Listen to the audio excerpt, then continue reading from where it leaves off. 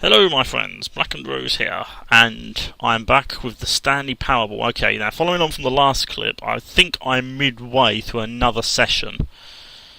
I've ignored the narrator twice, so let's see where we go from here. Looks like a packing department.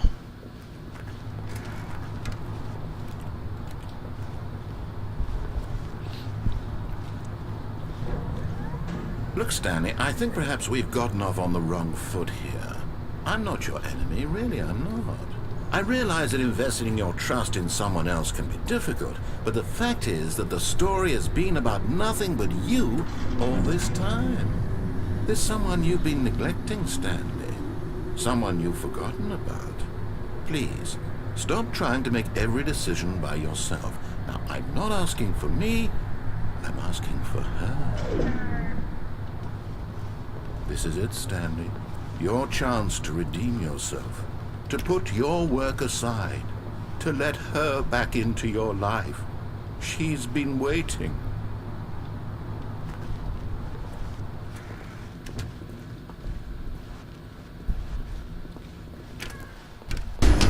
Whoa!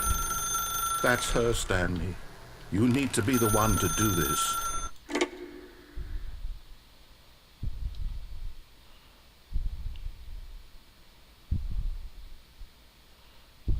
Stanley, is that you? Hold on, sweetie. Sorry to keep you waiting. I'm just pulling the bread out of the oven. All right. Okay, there we go. All right, now, I want you to come in and tell me all about your day. What the? Gotcha! Oh, come on. Did you actually think you had a loving wife who'd want to commit their life to you? I'm trying to make a point here, Stanley. I'm trying to get you to see something. Come inside. Let me show you what's really going on here. That's creepy. This is a very sad story about the death of a man named Stanley.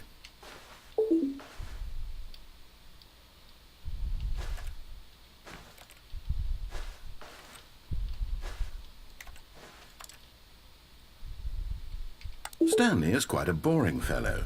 He has a job that demands nothing of him, and every button that he pushes is a reminder of the inconsequential nature of his existence.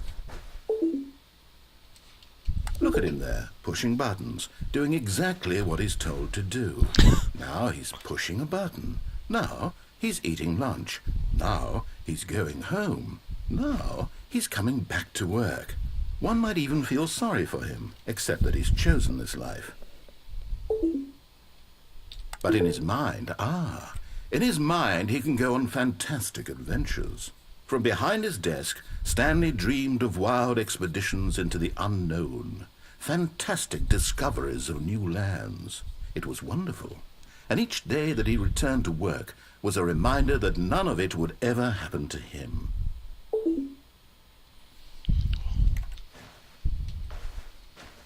And so he began to fantasize about his own job. First, he imagined that one day while at work, he stepped up from his desk to realize that all of his co-workers, his boss, everyone in the building had suddenly vanished off the face of the earth. The thought excited him terribly. So he went further. He imagined that he came to two open doors and that he could go through either. At last, choice. It barely even mattered what lay behind each door. The mere thought that his decisions would mean something was almost too wonderful to behold. As he wandered through this fantasy world, he began to fill it with many possible paths and destinations. Down one path lay an enormous round room with monitors and mind controls. And down another was a yellow line that weaved in many directions, and down another was a game with a baby. And he called it the Stanley Parable. It was such a wonderful fantasy, and so in his head he relived it again, and then again, and again, over and over, wishing beyond hope that it would never end, that he might always feel this free. Surely there's an answer down some new path, mustn't there be? Perhaps if he played just one more time. This is incredibly weird. But there is no answer. How could there possibly be? In reality, all he's doing is pushing the same buttons he always has. Nothing has changed. The longer he spends here, the more invested he gets, the more he forgets which life is the real one. And I'm trying to tell him this, that in this world he can never be anything but an observer, that as long as he remains here, he's slowly killing himself. But he won't listen to me. He won't stop. Here, watch this. Stanley, the next time the screen asks you to push a button, do not do it.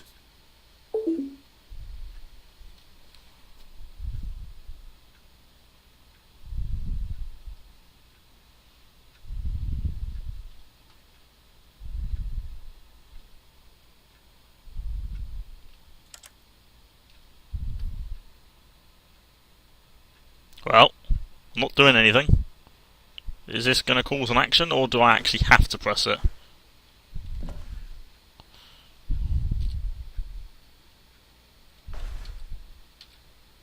Oh. You see? Can he just not hear me? How can I tell him in a way that he'll understand that every second he remains here, he's electing to kill himself? How can I get him to see what I see? How can I make him look at himself? I suppose I can't, not in the way I want him to. But I don't make the rules. I simply play to my intended purpose, the same as Stanley. We're not so different, I suppose. I'll try once more to convey all this to him. I'm compelled to. I must. Perhaps, well, maybe this time he'll see. Maybe this time. And I tried again, and Stanley pushed a button. And I tried again, and Stanley pushed a button. And I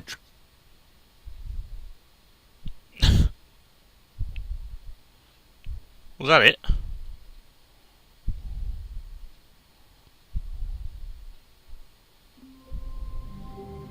It just goes on and on and on.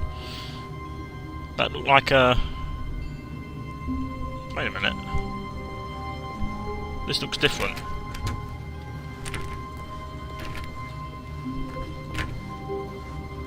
When Stanley came to a set of 2 open doors, he entered the door on his left.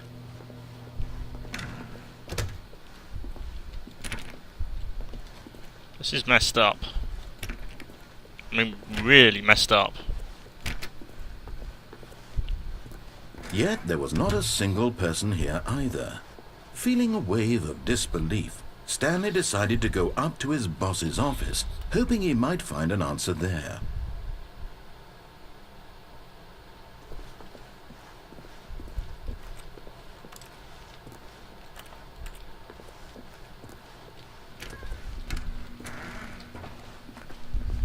Oh, no, no, not again. I won't be part of this. I'm not going to encourage you. I'm not going to say anything at all. I'm just going to be patient and wait for you to finish whatever it is you enjoy doing so much in this room. Please take your time.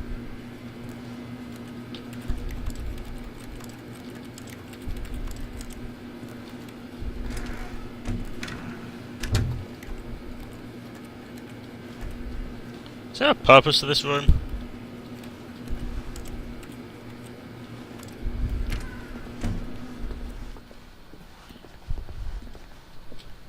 Coming to a staircase, Stanley walked upstairs to his boss's office.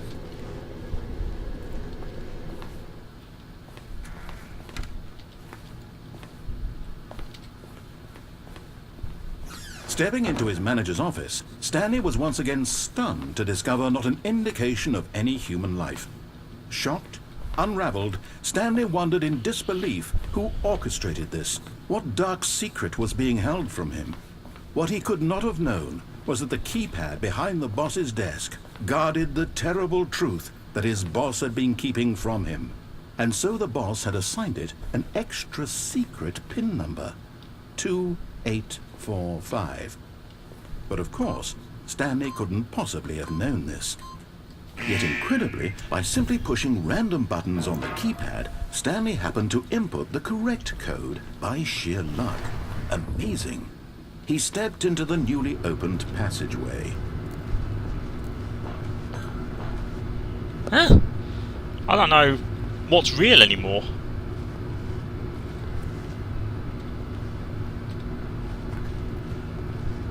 Maybe that's what the Stanley Parable's all about. Not knowing what's real and what isn't.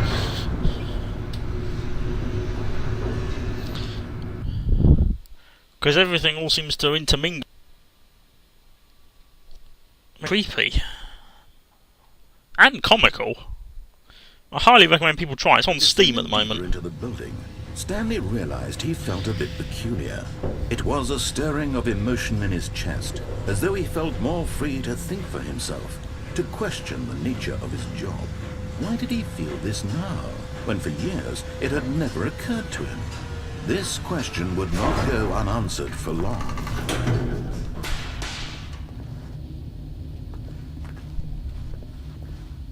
Stanley walked straight ahead through the large door that read Mind Control Facility. I'll go with it.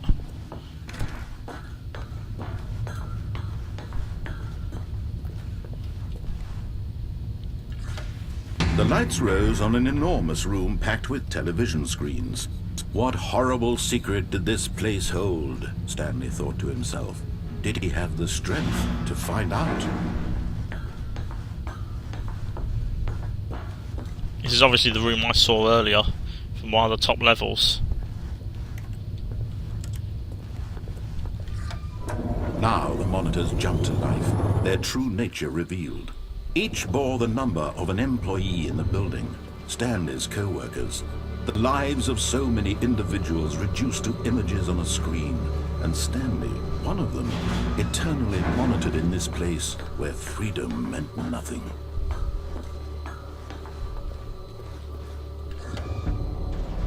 This mind control facility, it was too horrible to believe. It couldn't be true.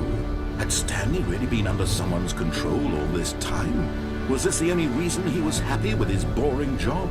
That his emotions had been manipulated to accept it blindly? No, he refused to believe it. He couldn't accept it. His own life in someone else's control? Never! It was unthinkable. Wasn't it? Was it even possible? Had he truly spent his entire life utterly blind to the world? Sure, we'll soon find out. Here was the proof. The heart of the operation. Controls labeled with emotions. Happy, or sad, or content. Walking, eating, working. All of it monitored and commanded from this very place. And as the cold reality of his past began to sink in, Stanley decided that this machinery would never again exert its terrible power over another human life.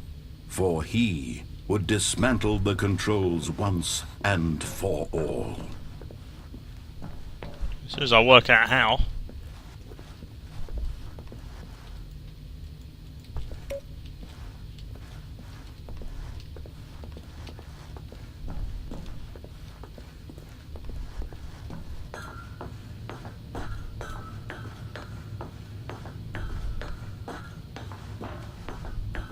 And when at last he found the source of the room's power, he knew it was his duty, his obligation, to put an end to this horrible place and to everything it stood for.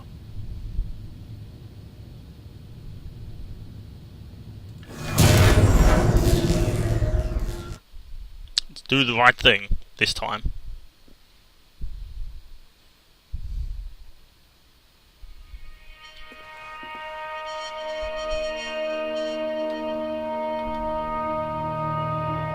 Blackness, and a rising chill of uncertainty. Was it over?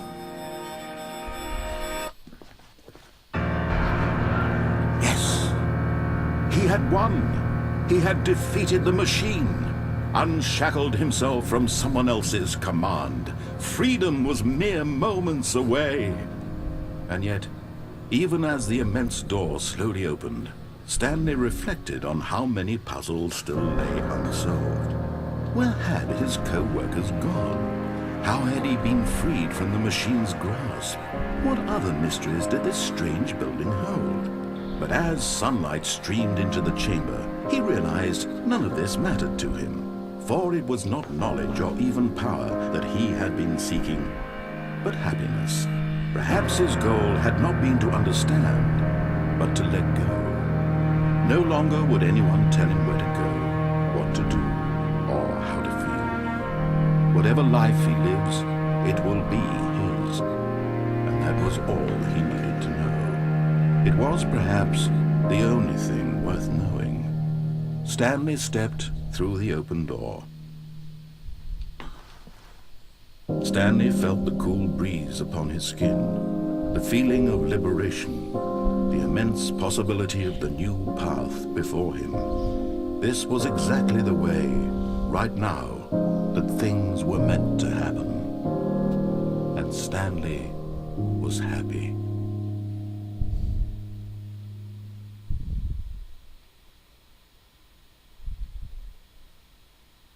Oh, new achievement. Beat the game.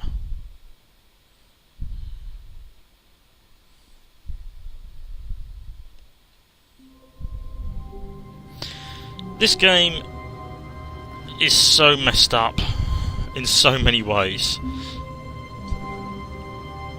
Okay.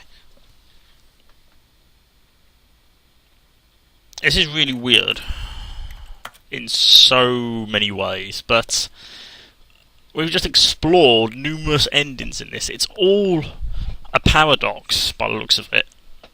Each ending reflects a different perspective, a different attitude, be it being a soulless entity, a mind control, or just some sort of daydream, or just messing about.